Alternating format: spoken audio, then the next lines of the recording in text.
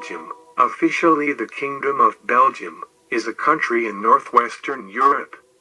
The country is bordered by the Netherlands to the north, Germany to the east, Luxembourg to the southeast, France to the southwest, and the North Sea to the northwest. It covers an area of 30,528 kilometers, 11,787 square miles, and has a population of more than 11.5 million, making it the 22nd most densely populated country in the world, and the 6th most densely populated country in Europe, with a density of 376 per square kilometer, 970 square miles. Capital punishment in Belgium was formally abolished on August 1, 1996 for all crimes, in both peacetime and wartime. The last execution for crimes committed in peacetime took place in July 1863, when in Ypres a farmer was executed for murder. The last execution for an ordinary crime took place on the 26th of March 1918 at Vuren prison when Emile Farfale, a military officer found guilty of killing his pregnant girlfriend, was guillotined. This was the first execution to be carried out since 1863.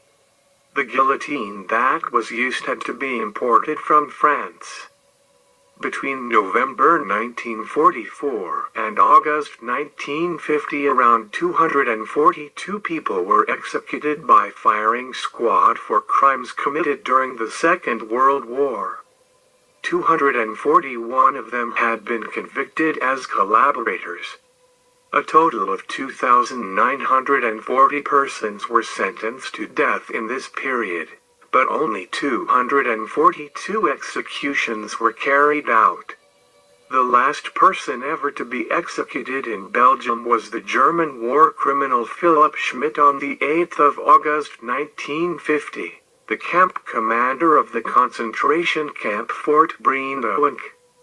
Although the Belgian Penal Code stipulated that the death penalty had to be carried out by decapitation, because the 242 persons executed following the Second World War were tried by a military court, they were executed by firing squad.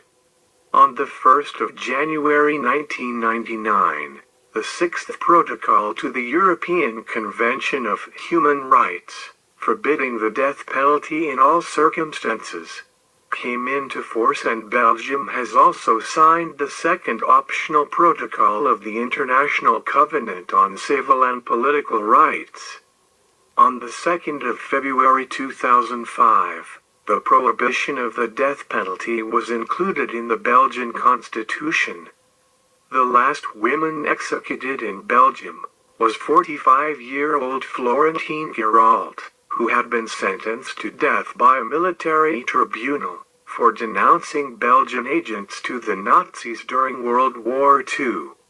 She was executed by firing squad in Brussels on the 4th of June 1949, together with 6 men. Florentine Giralt was born in Barcelona on June 20, 1904, of a Spanish father, Domingo Giralt, and a Dutch mother, Alika Hughes. After the death of her parents, she and her brother lived with their grandparents who settled in Belgium. She studied as a kindergarten teacher, but she could not exercise having contracted tuberculosis. She married a Dutchman, Paul Stapendings, in 1924. Her new husband went alone to the Belgian Congo in 1926 for professional reasons. She joined him in 1928, and the couple returned to Belgium the following year, March 29, 1930. A child is born of their union, Serge Dings. In 1937, she met Prosper de Zitter and became his mistress. During the Second World War, she became his accomplice and contributed to the infiltration and dismantling of Belgian resistance networks. The Comet Network was one of those to pay the heaviest price under the action of these traitors. Prosper Desolator first worked in the pay of the GFP and, from 1941, in the service of the Aguerre, of which he became the best agent in Belgium. The technique put in place by the couple becomes more professional and becomes an implacable machine. They hold a real safe house, the boarding school, which lodges Allied pilots or burnt resistance fighters seeking to reach England.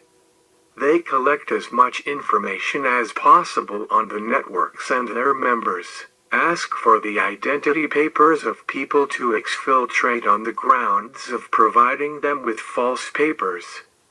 Then, it is the clandestine departure for France, where they are inevitably arrested and first of all incarcerated in French jails.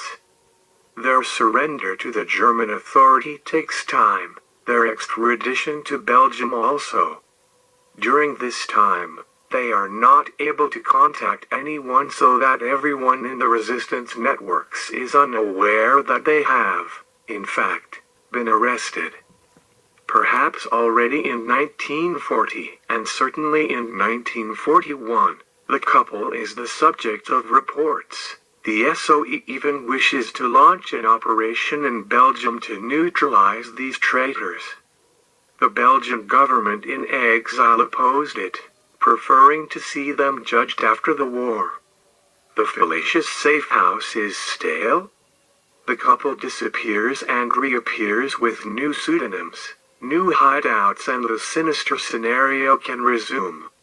This is how Florentine at one time called herself Annie, to maintain confusion with a certain Annie Lal, an Estonian who served as their mailbox, convinced that she was really taking part in the resistance.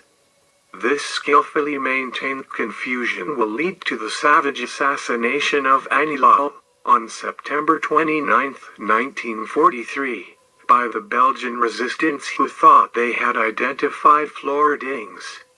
September 1944, while the Allies gain a foothold in Belgium and gradually liberate it, Florentine flees and accompanies Prosper Desolator to the Netherlands and then to Germany. State security agents first identify Desolator there and proceed to arrest him.